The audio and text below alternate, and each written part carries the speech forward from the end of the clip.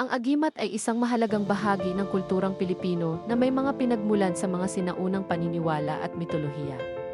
Kilala rin ito bilang anting-anting o mutya, at ayon sa mga kwento, ito ay mayroong taglay na kapangyarihan na nagbibigay ng proteksyon, swerte, at lakas sa mga nagtataglay nito. Karaniwan, ito ay maliit na bagay tulad ng mga medalya, bato, piraso ng damit, o iba pang uri ng alahas na sinasabing pinaghaharian ng mga espiritu o Diyos, pinagmulan ng agimat. Ang paniniwala sa agimat ay malalim ang ugat sa prekolonyal na Pilipinas, kung saan ang mga babailan, albularyo, at iba pang mga espiritual na lider ay kilala sa paggawa ng mga anting-anting.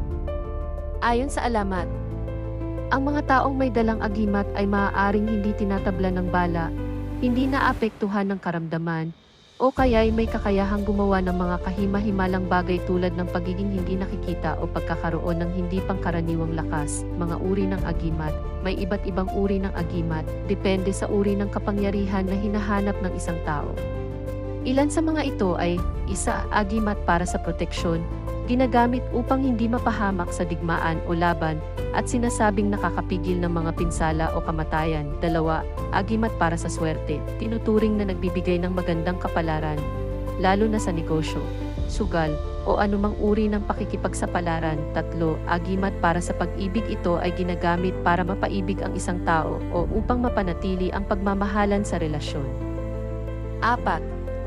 Agimat para sa karunungan, ito naman ay sinasabing nagbibigay ng katalinuhan at pagkaunawa sa mga bagay na hindi karaniwang naunawaan ng ordinaryong tao.